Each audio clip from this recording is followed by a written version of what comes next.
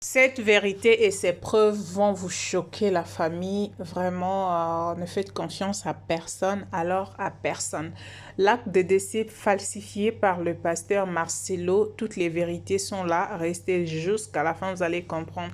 Ne vous posez pas de questions, mais où est-ce que vous allez avec cette histoire jusqu'où on veut juste découvrir la vérité et faire connaître au monde que il y a des gens qui se disent serviteurs de Dieu, mais qui n'ont pas Dieu en eux, qui mentent, les gens qui viennent pour manipuler les gens, les croyants ou tout le monde qui le suivent. En tout cas, c'est très important de connaître l'état de ces personnes-là et puis les dénoncer du moment où vous avez découvert la vérité. Franchement, c'est vraiment une histoire incroyable, mais on doit le croire parce que c'est déjà fait. Vraiment, je vous demande d'être patient jusqu'à la fin. Vous allez comprendre de quoi il s'agit. Salut à tout le monde et j'espère que vous allez bien. Bienvenue sur Lamianda TV, votre chaîne. Merci de nous faire confiance. Merci pour cette opportunité que vous nous avez encore offerte. Aujourd'hui, ça fait quelques jours qu'on n'a pas posté de vidéo et nous sommes décidés de venir avec cette vidéo pour pouvoir ouvrir le mind de beaucoup de personnes qui sont toujours dans le noir. Alors, j'aimerais vous mettre cette vidéo que j'ai découverte.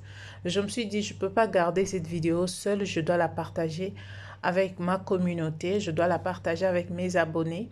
Et si vous avez aimé cette vidéo, n'hésitez vraiment pas de la partager aussi avec les autres comme je le fais avec vous. Alors, sans plus tarder, vous allez comprendre de quoi il s'agit parce que regardez vraiment cette vidéo attentivement. Il y a de choses qu'on a fait voir dans cette vidéo, qu'on a fait découvrir dans cette vidéo qui vont vous choquer, qui vont choquer certaines personnes. Les vérités sont là depuis Istanbul. Vous allez vraiment comprendre qui est Marcelo. Alors, sans plus tarder, je vous laisse et n'hésitez pas de vous abonner sur la chaîne, de partager la vidéo et de liker, pourquoi pas laisser nous un commentaire. Merci beaucoup et on se retrouve. Odia, la femme du pasteur Marcelo, le fameux pasteur, le grand pasteur Marcelo Tounassi, a enterré sa femme sans acte de décès. Marcelo Tounassi a enterré Maman Blanche Kandolo Odia, d'accord, cette grande femme, sans acte de décès, les gars. Je suis choquée. Je suis choquée et suivez cette vidéo jusqu'au bout. Allons. Bonjour les fratés, j'espère que vous allez bien. Moi, j'ai des maux de dents, ok, j'ai des douleurs dentaires, mais on va faire avec. D'accord, on va faire avec. Alors, Maman Blanche a été enterrée sans acte de décès. Je mets au défi toute la compassion, d'accord. Je mets au défi toutes ces personnes qui défendent le pasteur Marcelo de contredire à partir de ces documents. Parce que ceux-là sont les documents par lesquels Maman Blanche a voyagé. Donc, le funérarium, ok, le pompe funèbre se permet et les traducteurs turcs se permettent d'envoyer à qui le veut. On a fait l'expérience, on a appelé et ils nous ont envoyé ce genre de documents. Ils ont fait la même chose à une sœur camerounaise. Ils lui ont envoyé des documents sans pour autant qu'elle prouve qui elle était. Des documents aussi confidentiels concernant une personne. Ils les envoient à qui veut l'entendre. D'accord?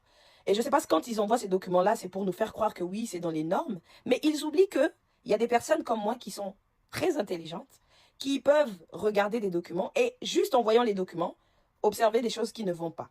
D'accord? On va suivre, vous allez suivre avec moi ces documents-là et vous allez voir ce qui ne va pas. Et là, je vous mets tous au défi. Je ne comprends pas la République démocratique du Congo, les procureurs, les juges. Comment est-ce possible qu'une personne... Donc, jusqu'à maintenant, le procès se tient sur un certificat de décès et non un acte de décès. Donc là, depuis lors, vous parlez sur un certificat et non un acte de décès. Vous ne vous rendez pas compte qu'il y a un problème. Là, on est en train de faire un jugement sur un certificat et non un acte de décès. Est-ce que ça, c'est normal? Comment c'est possible? Les gens de venir voir les documents qu'il y a ici. Alors, pour vous raconter, pour faire court, le pompe funèbre et les traducteurs, les personnes qui ont traduit ces documents, ont envoyé ça comme document, d'accord? Ils l'envoient à qui veut l'entendre. Je vous mets à tous, nous allons pouvoir voir les documents-ci.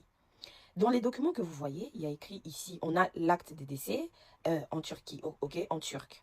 Nous avons cet acte en turc et nous l'avons en français. Et vous remarquerez sur tous ces documents-là, ce que je suis en train de vous faire défiler là à l'instant T, les 8 documents, à aucun moment, il y a un sceau. D'accord? Le sceau, qu'est-ce qu'on appelle le sceau? Le sceau, c'est l'emblème du pays. C'est ça. Je vous mets un acte de décès turc. Ok, là, vous voyez le sceau. Et vous voyez l'agent de l'état civil qui, lui, signe, l'agent administratif qui, lui, signe les documents. Donc, vous pouvez retracer la personne qui a signé ces documents. Là, vous avez un document officiel. D'accord? On a pu récupérer un document officiel fait en Turquie. Là, vous avez le sceau. Tout de suite, là. Là, vous le voyez. Et les documents qui ont été donnés par la soi-disant, le pompe funèbre, soi-disant, travaillant avec Medistanbul, je vous mets leur nom. Et comme ça, vous aurez la possibilité de retracer s'ils sont réellement à l'hôpital de Medistanbul. Ok? Parce que eux, là, on est dans quelque chose, on est dans du faux et faux et faux. On va commencer la petite analyse. Ok? Sur le premier document que vous avez ici, ça, c'est celui que tout le monde a, celui qui traîne sur Internet. Ce document-là, vous voyez, il y a bien écrit certificat de décès. Alors, je vous donne la différence. C'est quoi un certificat de décès? C'est quoi un acte de décès? Un certificat de décès est établi par l'hôpital. Si une personne a été à l'hôpital, été admise à l'hôpital et que la personne est morte en étant à l'hôpital, le certificat de décès est établi par l'hôpital. Et l'acte de décès est établi par la suite par l'officier de l'état civil qui lui notifie, d'accord? Et pire encore, quand on meurt à l'étranger et qu'il y a un rapatriement du corps à faire, un acte de décès est nécessaire. C'est une obligation carrément d'avoir un acte de décès pour pouvoir faire les démarches et rapatrier un corps. Et ici, jusqu'à preuve du contraire, je vais vous montrer qu'il y a la magouille et que cet acte de décès n'existe pas. Et la famille, sur ce document qui traîne sur Internet depuis, ce document que le pasteur a donné à la famille de Maman Blanche, vous verrez qu'il y a, on va commencer d'abord par le QR code que vous voyez tout en bas. Je vous mets ce document pour que vous puissiez capturer et que vous allez faire la recherche avec le QR code. Vous allez voir que le QR code ne fonctionne pas. C'est qui est anormal. Ça, c'est un. Deuxièmement, le certificat de décès. Vous avez un numéro, n'est-ce pas? Est-ce que vous voyez le numéro? Ok, c'est bien le certificat. Ok, écrit certificat of embalming. Le certificat of embalming, c'est le certificat d'embaumement. Ok? Et dans ce certificat d'embaumement, si on zoome juste un tout petit peu, vous allez voir, il y a écrit acte de décès. Et l'acte de décès en question, le numéro est le 24 06 12 04 44. D'accord? Vous avez le nom, la nationalité, le passeport, la date de naissance, la date du décès, le lieu du décès. Et vous avez ce qu'on appelle l'acte de décès. Le numéro est juste marqué là. Ce numéro que je viens de vous lire. Sauf que, si on remonte, d'accord, sur l'original, ok?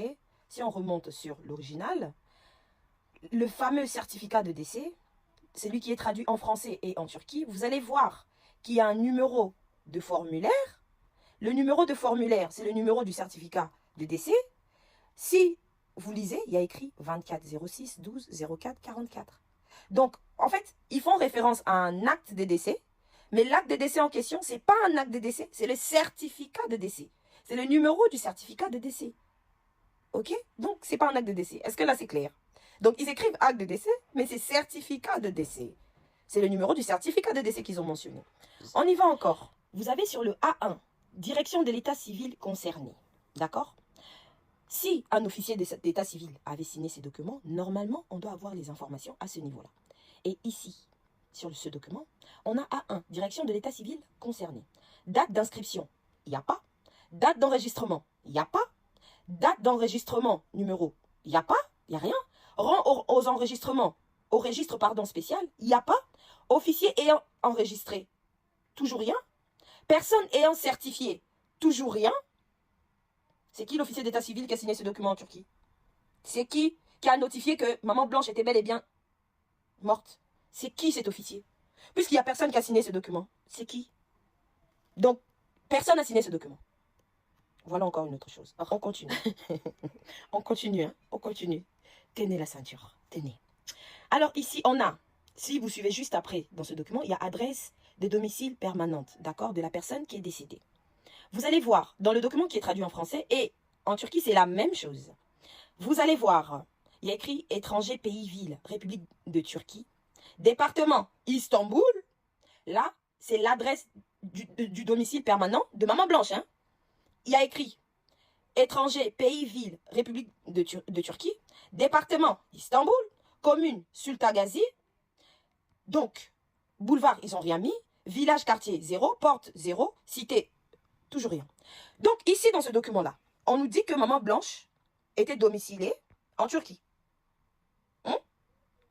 Dans ce document, on nous dit que maman Blanche était domiciliée permanente en Turquie. Les gars. Ah, pasteur Marcelo. Ah, la République démocratique du Congo. Est-ce que je continue encore? Parce qu'il y a plus grave là. Est-ce que je continue avec ces documents ou vous décidez, une bonne fois pour toutes, de mettre la lumière à ce dossier? Mais c'est pas possible. Comment ce document peut servir à ce que... Mais il y a un problème. Depuis quand maman Blanche était domiciliée en Turquie? Regardez ce qu'il y a dans ce document. Est-ce que vous vous rendez compte? Je vais continuer à mettre de la lumière, même si j'ai une douleur atroce dans ma dent, je vais continuer, même si je suis malade. On dit l'amour du prochain, c'est quand tu prends soin des autres. Quand tu te lèves, si j'aime le prochain, c'est quand j'aime l'autre comme moi-même. Quand j'aime l'autre comme moi-même.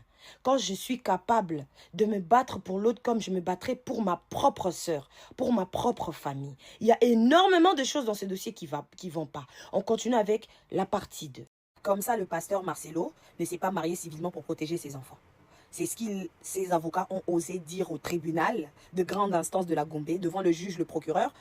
Ses avocats ont dit que M. Marcelo, c'est ce qu'il a dit. M. Marcelo a dit qu'il n'a pas voulu se marier civilement, donc à la mairie ou à la commune belge, avec Esther, parce qu'il aurait voulu protéger ses enfants. Ah bon, hein? Mais il a dit quoi devant l'église? Que le mariage avec Esther l'a sauvé, n'est-ce pas? Donc, on croit qui? Qui dit vrai, qui ment? Lui-même. Donc, Marcelo dit autre chose, Tounas, il dit autre chose. Hein? Je vous fais un petit topo de ce qui s'est passé. Le 27 août 2025 a eu lieu au tribunal de la Gombe. Il y a eu une assignation pour M. Marcelo Assoumani Jérémy au tribunal pour la famille. En tout cas, je vous mets l'assignation devant vous. La famille a demandé l'annulation du jugement qu'il est parti établir le 23 août 2025. Alors, le pasteur Marcelo est accusé de fraude bancaire, de falsification, usage de faux. D'accord? Il a fait signer une liste de présence aux membres de la famille, une partie des membres de la famille de Maman Blanche. D'accord? Et il s'est désigné, lui-même, il s'est auto-désigné liquidateur des biens de Maman Blanche, alors que sur l'acte de décès, Maman Blanche est célibataire. Ok? Maman Blanche est célibataire. Elle est célibataire, en tout cas, sur l'acte de décès. Comment pouvez-vous vous désigner vous-même liquidateur des biens d'une personne qui, de son vivant, était célibataire? Ok. Et le pasteur Marcelo a touché au compte bancaire de Maman Blanche. Donc, il est parti faire un jugement avec les signatures frauduleuses qu'il a eues en disant que c'était une liste de présence. Il est parti faire signer à certains membres de la famille. Et par ces signatures, il est parti au tribunal pour se faire désigner liquidateur de tous les biens de Maman Blanche. Ici, la famille demande d'annuler, demande une ordonnance de la suspension exécutive du jugement qui a eu lieu le 23 août 2025. Rendu par le même tribunal de grande instance de Kinshasa.